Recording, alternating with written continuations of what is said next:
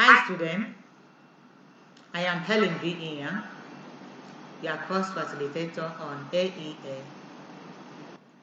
507 Agricultural Risk Management.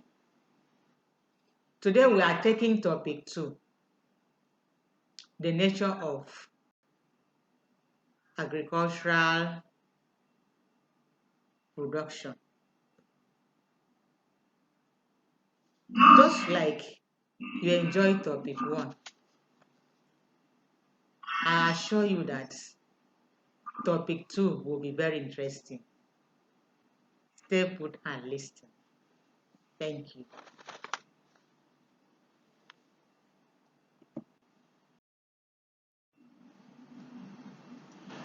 Like I said, the topic of our discussion is on the nature of agricultural production. I want to take you through these pictures. You can see this picture here. This is corn. The corn comb. You can see what's the effects that this caterpillar has done to the corn. And that is the risk that the farmer always undertake in the course of agricultural production. We all know that agricultural products or production entails a lot of risks. The farmer will only know what he or she has cultivated, but he will not know what will come out of it. That means he cannot determine the yield of the product because of this, the risk or any form of unforeseen circumstances. If this is allowed to continue for a period of time, that means it will affect all the plant population in that particular plot of land.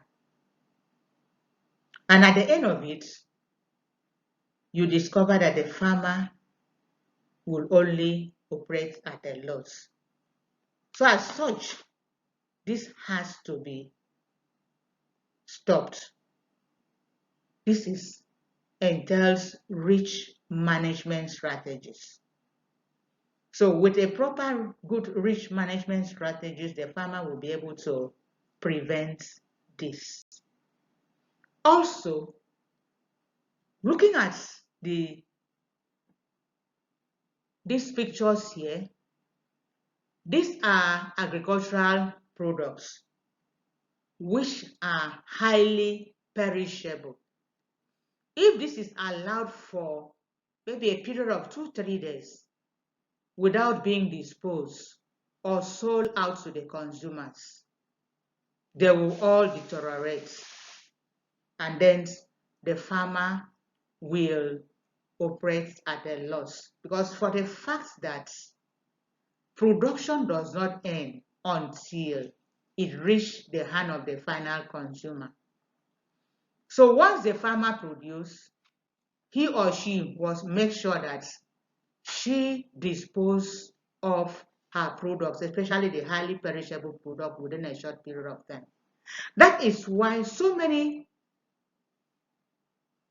fruits and vegetables get wasted in the farm because the farmer has not been able to dispose them due to problem of transportation network, good network system, as well as storage facilities. So you can see that agriculture is characterized with a lot of risks, and also as being what it is, which we are going to discuss. There are different natures of agriculture that expose them to risks. Let us look at agriculture is bedeviled with a lot of risks and uncertainty due to the nature of agricultural production. Yet, greater percentage of Nigeria earns their livelihood from this sector than from other sector of economics put together. In Nigerian household, in Nigeria, household depends on income from agriculture, either self-employed or agricultural labor. When we talk about self-employed, that means the farmer himself, the household head, engaged in agricultural production himself and employed others. Or if he or she has no land to cultivate, the only way out is for such person to get the job, either weeding, planting, or anything from the farm owner, the land owner, and then do that work, and then at the end of it, he will be paid for the labor use or for the services he has rendered to the farmer. So, and then the household that depends on agriculture is accounted for about 70% of the population in this country. Farming, unlike other enterprises, is concerned with living things, plants and animals, which are subject to biotic and abiotic factors that influence production and productivities. When we talk about biotic factors, we are talking about insects, parasites, and any other vectors of diseases. And abiotic factors include humidity, temperature, moisture, wind, rain, flood, and many others. Factors that influence production and productivities. Some inherent characteristics of agricultural production and agricultural products subject farming to innumerable risks and uncertainties. The agricultural products are of different nature than industrial products. Hence, the future of products can be divided into three major types on the basis of production, marketing, and consumption. We all know that as an agriculturist or a producer, production can never end until it has reached the hands of the final consumers. So for these reasons, most of the agricultural products lie wasted in the farm for the fact that the farmer has not been able to access the market. The farmer has not been able to transport the goods to the market as a result of the nature of agricultural products. As such, they lie wasted. And if possible, most of the middlemen now use that as an advantage, come into the farm gates and get the products or the produce very cheap from the farmers. And this features has bearings on risks that are associated with agricultural production. Let us look at the objectives of this course or lesson. At the end of this lesson, you as a student should be able to define agriculture, explain the feature of agricultural production, describe the nature of agricultural products that subject farming to innumerable risks and uncertainty. Explain the nature of agricultural products. Describe the implication of the nature of agricultural products on transportation and demand and supply of agricultural products. Differentiate between agricultural products and industrial products. Having looked, let us look at the meaning of agriculture itself. What is agriculture? Agriculture can be defined as a production of food, feed, fiber, and other products by the systematic growing and harvesting of plants and rearing of animals to sustain life. In a nutshell, agriculture deals with farming, or raising livestock. Crops, livestock are living things. Hence, they are subject to both biotic and abiotic factors, which have made production subject to risks. I have mentioned the abiotic and or listed what are the constitute abiotic and abiotic factors before.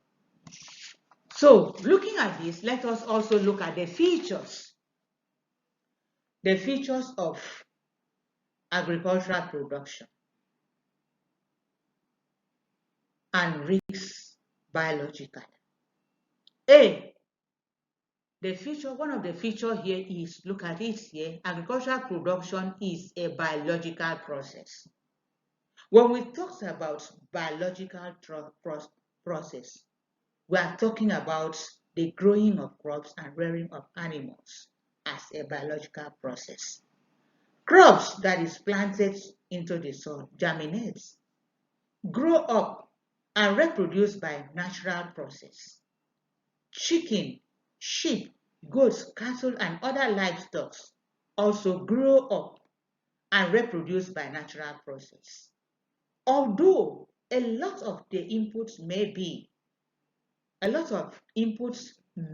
industrial products, such as that is a lot of input used for production of crops and animals, may be industrial products such as fertilizer and agrochemical, feeds and mechanical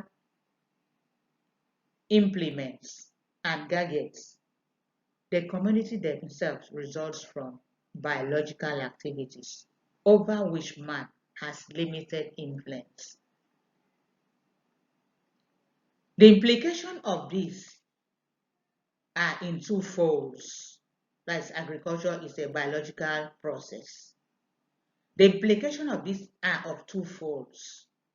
Number one, the weather condition may not be favorable, thereby leading to reduced output. This is known as a production risk. Number two, so within the natural time limit of production cycle, nothing can be done to hasten or lengthen the production of agricultural products, even if demand are unexpectedly increased while production has not completed its cycle. Supply cannot respond. That is it. It is not like industrial products where there is increase in demand of agricultural products or increase in the demand of a particular product. The producers in the industrial sector will quickly produce more to meet up the demand.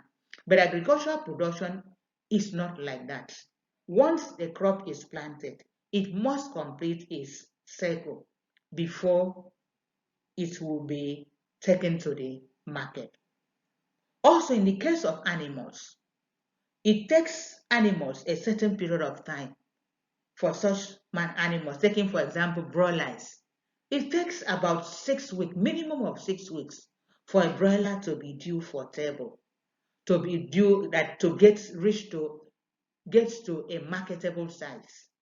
So even when there is increase in these products or these commodities, the farmer can do virtually nothing to hasten or lengthen the production period to meet the demand. They can do, because that means they cannot supply or influence the price in the market price.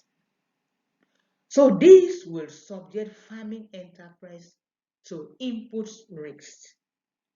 While many industrial production processes can be manipulated to meet demands as they come, and fluctuation in price can easily be moderated. Yes, having seen agricultural production as a biological process, let us also look at the seasonality. That's another feature of agricultural production.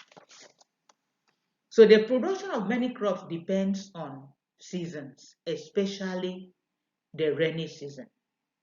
Many crops are rain-fed and may not be produced during the dry season, although irrigation is done to remove this bottleneck in a number of cases, taking for example maize, rice, and some other vegetable production.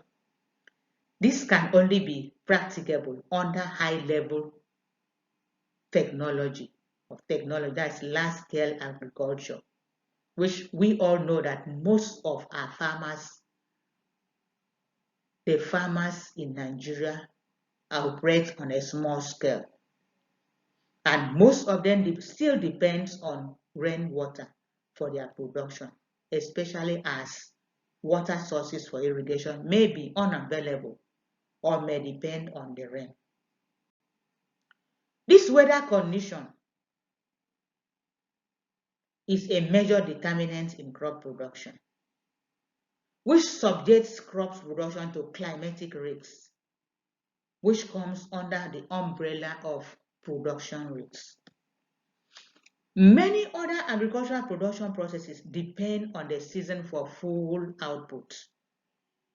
Some crops such as or that are sensitive to photoperiodism perform well during certain period of the year.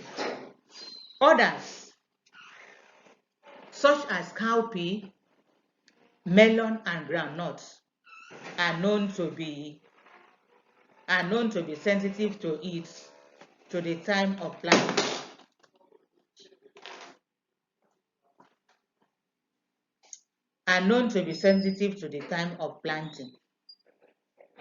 Some livestock are known to reproduce in large number at certain period of the year. Example, pig and layer poultry responds negatively to the heat stress of the peak of dry season. What he's saying that these crops or these pigs, these animals do not really perform very well during heat period because they are passing through stress at that point. The pig, the production, that is, if a pig happens to maybe give birth to about maybe 10 piglets, but during this period, the production may drop to maybe about 5 or even less than that. Layer poultry too drops. The laying of eggs of the birds also drop due to heat stress they are passing through. The implication of these characteristics is that agricultural products come into market in large quantity at a certain period, that is the cloth period, and are scarce during the lean period, therefore creating fluctuation in prices. Price variability subjects agricultural production to price risks. Then looking at the third one here, structure of the industry. How does it look like? Structure of agricultural industry also subjects farming enterprise to price risks. Production of agricultural products are highly perishable. So being highly perishable are also highly susceptible to adverse weather conditions, such as excessive heat, dryness, and wetness. As such, the crops easily deteriorate under, or the products easily deteriorate under unfavorable conditions and lose their values. They therefore have to be disposed quickly, either by consumption or sales. Like I showed you before in the pictures, those produce are highly perishable. Taking, for example, the tomato, the pepper, even fruits and vegetables are highly perishable. Once they are harvested, it needs to be consumed or be disposed or sell out or distribute within a short period of time, else the customer or the producer or the farmer will only operate at a loss. As such, farmer cannot easily keep them to take advantage of better price later, like the industrial products. Most agricultural produce are sold immediately after harvest. So as such, they cannot take advantage of the price, increase in price. Like we said, they don't have influence on market price.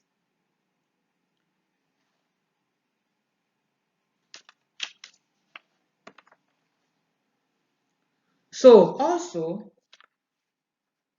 the uncertainty. When we talked about the uncertainty of agricultural production, it's just like what I showed you. The farmer will only know that he cultivated a good seed. He will know that he has put everything on ground for him to have a bumper harvest. But he will not know what will happen in future. So he may not be able to determine the yield or the outputs of his production. Taking, for example, insect infestation on the crops. Like what happens to that corn? The larva, the caterpillar entered and then start eating it up. And if it happens to affect, if it is not being arrested within a short period of time, it may end up infested the whole population of that of the corn in that field, which will now result to very low yield or output.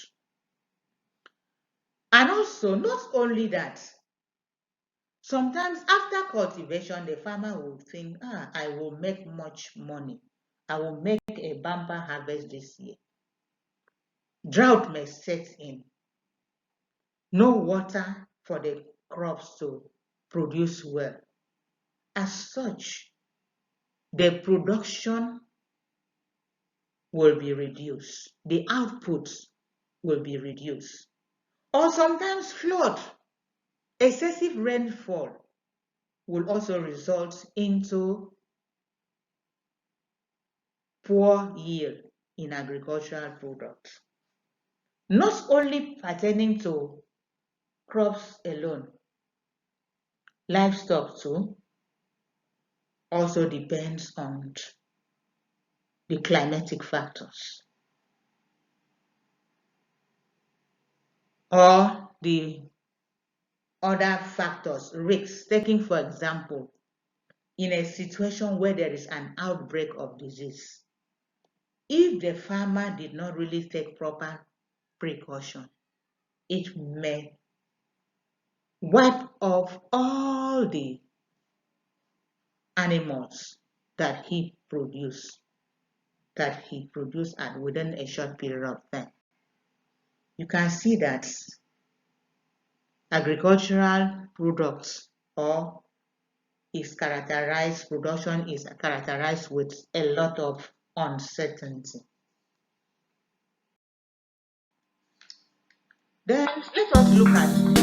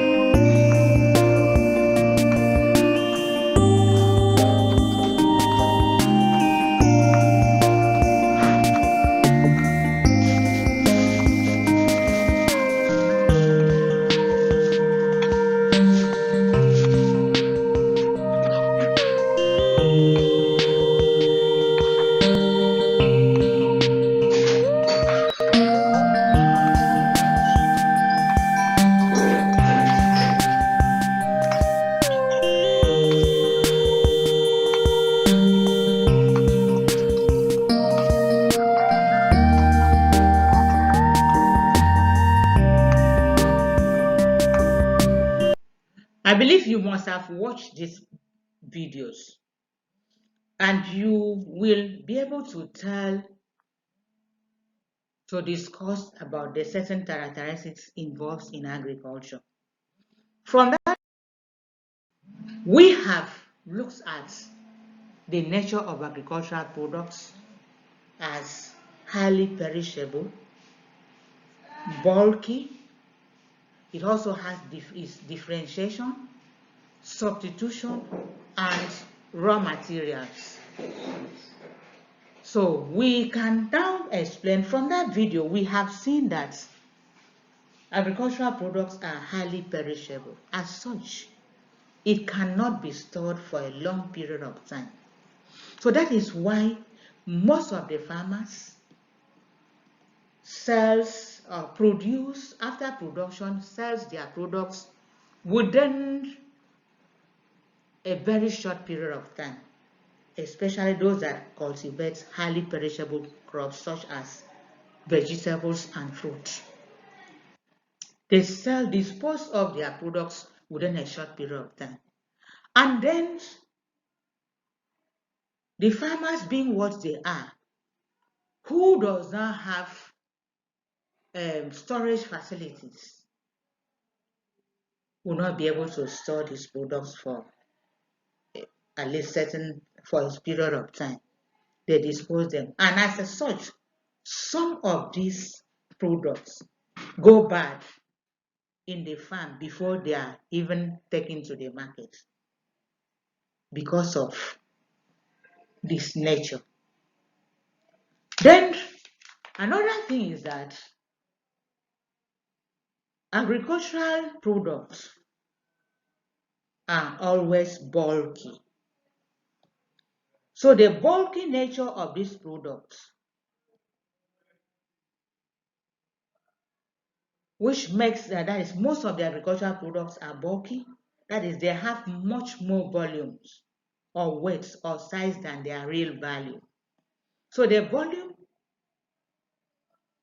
or value ratios is very high. For example, yam, potato, rice, and even vegetable occupied a lot of space, though their monetary value may be very small. So that's compared to industrial products, which are less bulky. And the implication is that this has implication for storage and transportation and the final price of the product. Because of the bulkiness, they will not really get a means of transport that they will be able to transport these products immediately after harvest to the market. They are waiting for trucks or pickup vans to be able to carry them.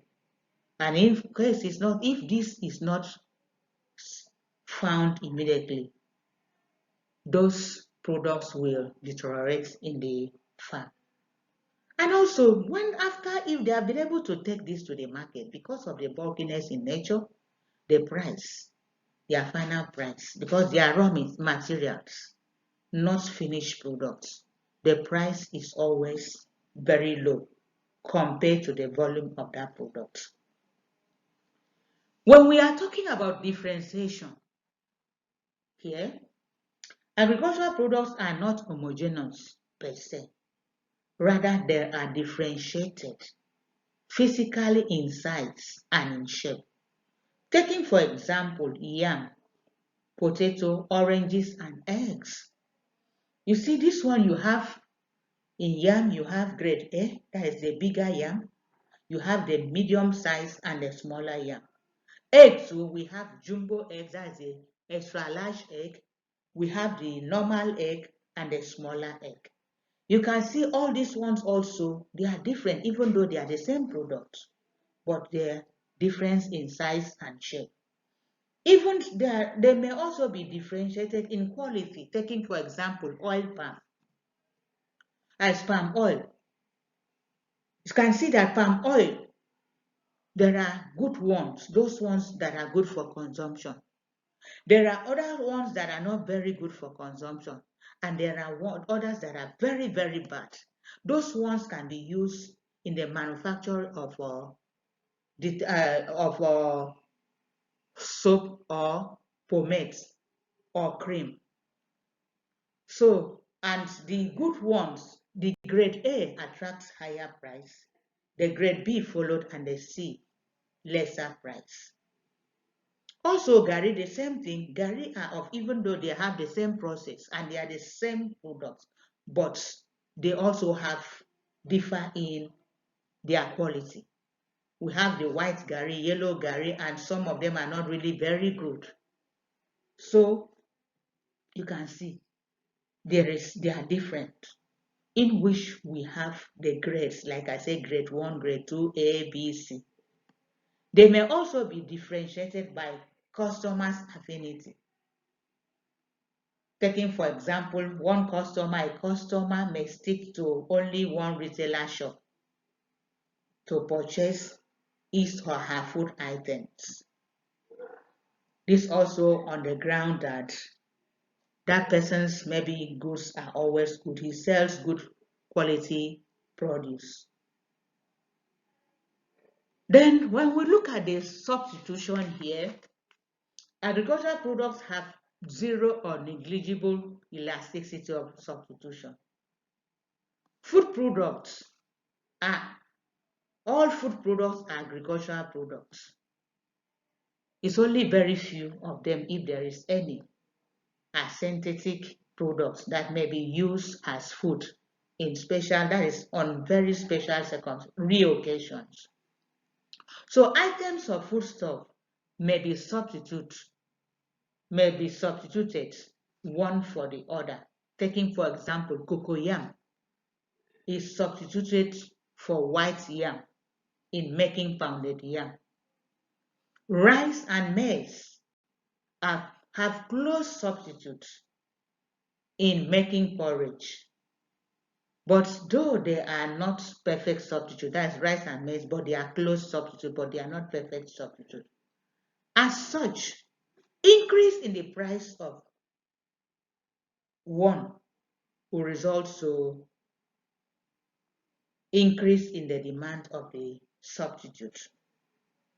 Taking, for example, if there is increase in the price of yam, white yam, then the consumers will now switch over to consumption of cocoyam, which since it serves the same purpose. The same thing applicable to rice and corn, which serve the same purpose and others.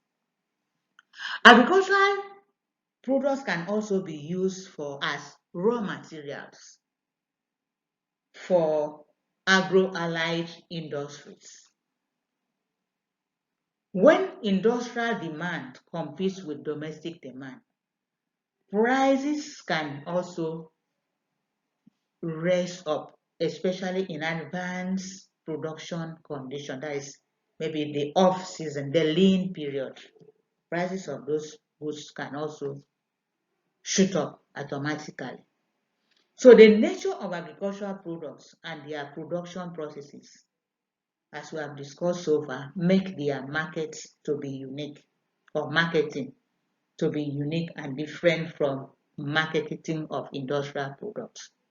Industrial products are not easily perishable, not as bulky as agricultural products, and are not seasonal. So they are more homogeneous than agricultural products and often have acceptable substitutes. Price do not therefore fluctuate in industrial marketing as in agricultural marketing. That is the difference between agricultural products as well as industrial products. In conclusion, we have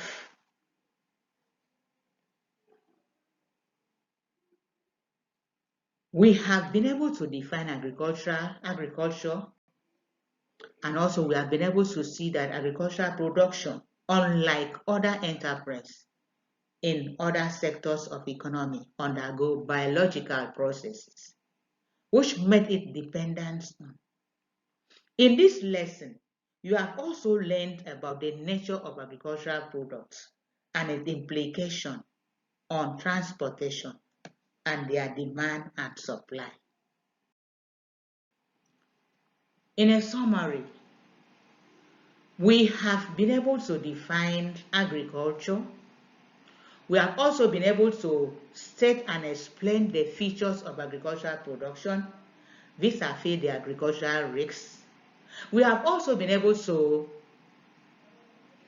list different agricultural products or state, unlike the manufacturer products, that agricultural products are primary products, which is used as a raw materials for manufacture industries.